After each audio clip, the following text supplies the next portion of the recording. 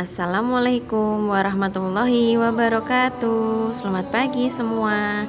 Bagaimana kabar kalian hari ini? Semoga kita semua selalu dalam lindungan Allah Subhanahu wa Ta'ala. Amin. Baik, hari ini kita akan melanjutkan materi sejarah kebudayaan Islam ya, pada bab 3 mengenai Sunan Giri. Ya, minggu kemarin kita sudah mempelajari tentang apa? Iya, betul sekali Mas. Minggu kemarin kita sudah belajar mengenai biografi Sunan Giri. Oke, kemudian siapakah itu Sunan Giri?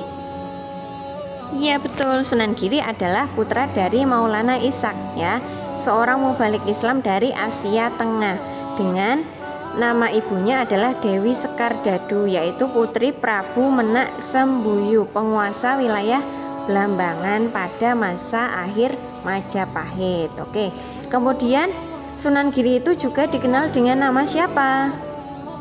Iya, betul sekali. Biasanya dikenal dengan Raden Paku. Ya. Baik, hari ini kita akan melanjutkan materi mengenai Sunan Giri, yaitu tentang peran Sunan Giri dalam perkembangan Islam di Indonesia.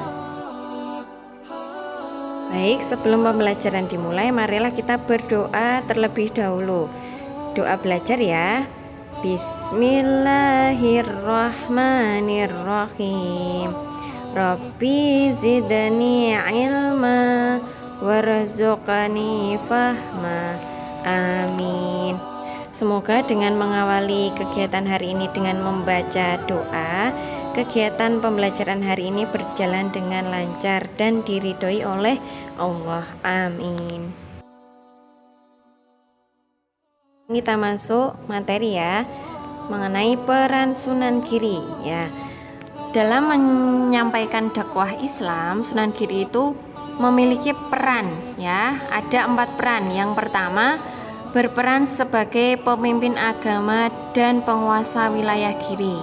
Kemudian yang kedua, mengambil alih fungsi dukuh menjadi pesantren. Yang ketiga, mengembangkan sistem pendidikan terbuka bagi masyarakat umum. Dan peran yang terakhir adalah memanfaatkan seni pertunjukan sebagai media dakwah. Berikut ini adalah penjelasan dari peran-peran Sunan Giri dalam mendakwahkan agama Allah.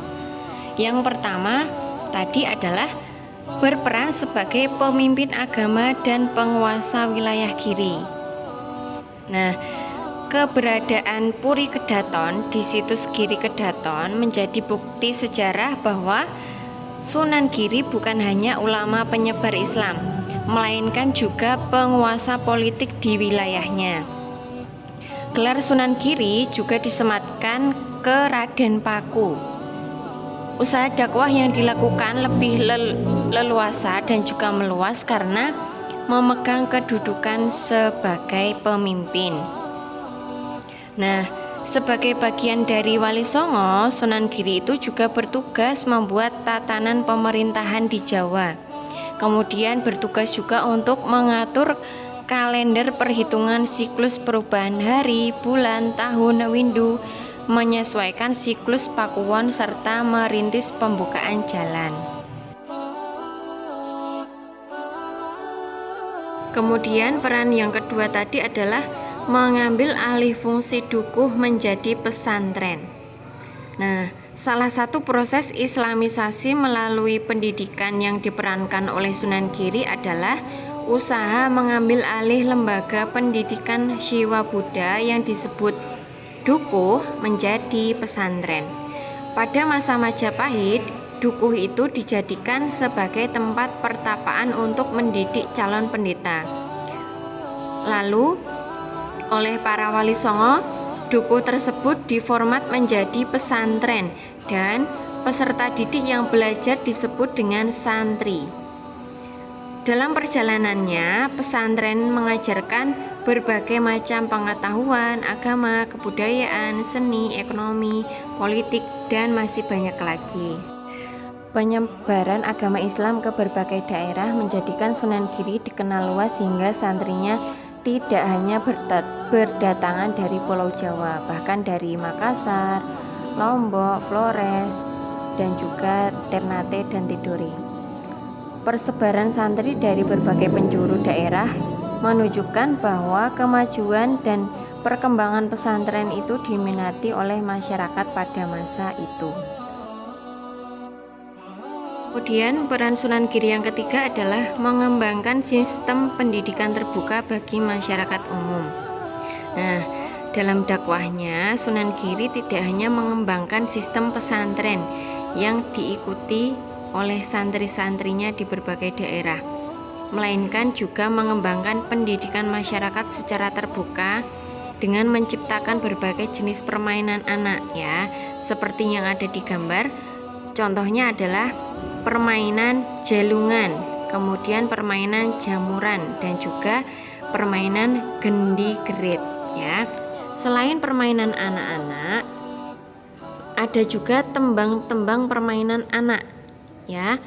Ada tembang atau lagu Padang Bulan, kemudian lagu Cublak-Cublak Suweng, dan juga lagu Gula Ganti.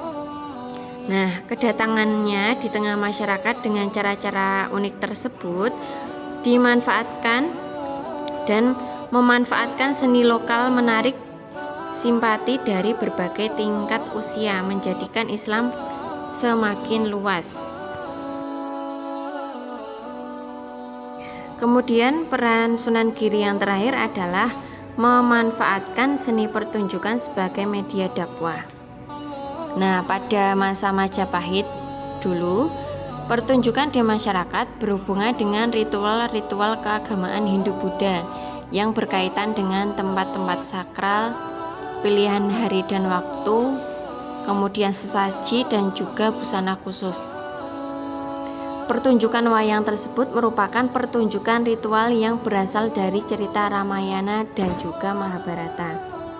Pagelarannya dikaitkan dengan upacara spiritual agar terhindar bencana-bencana seperti gaib. Karena itu, dalang diposisikan sebagai orang suci atau pendeta pada masa Majapahit. Nah, melihat potensi dakwah dalam pertunjukan ini, Sunan Giri dan juga Wali Songo lainnya melakukan alih fungsi seni pertunjukan dan mengembangkannya dengan menyesuaikan dan menyelaraskan isi cerita dengan ajaran tauhid dalam Islam, seperti menggelar pertunjukan wayang seperti yang ada di gambar ya, dengan pedoman cerita Menak yang mengisahkan kepahlawanan Hamzah, yaitu paman Nabi Muhammad. Pagelarannya pun disertai tata cara dan sopan santun yang baik. Itu tadi adalah peran-peran Sunan Giri dalam menyebarkan agama Islam ya. Jadi Sunan Giri itu dalam menyampaikan agama Islam dengan berbagai cara. Tadi contohnya mengambil alih fungsi dukuh menjadi pesantren, kemudian mengembangkan sistem pendidikan terbuka bagi masyarakat umum dengan cara apa? Ya, dengan cara permainan anak dan juga tembang untuk anak. Kemudian yang terakhir tadi adalah memanfaatkan seni pertunjukan atau seni wayang sebagai media dakwahnya. Baik, mungkin itu saja untuk pembelajaran SKI pada hari ini. Kurang lebihnya Ustazah mohon maaf. Sebelum Ustazah akhiri, marilah kita membaca hamdalah bersama-sama. Alhamdulillahirabbil alamin. Alhamdulillah, pembelajaran selesai. Mohon maaf jika dalam menyampaikan materi masih terdapat kekurangan. Ustazah mohon maaf. Akhirul kalam, wassalamualaikum warahmatullahi wabarakatuh.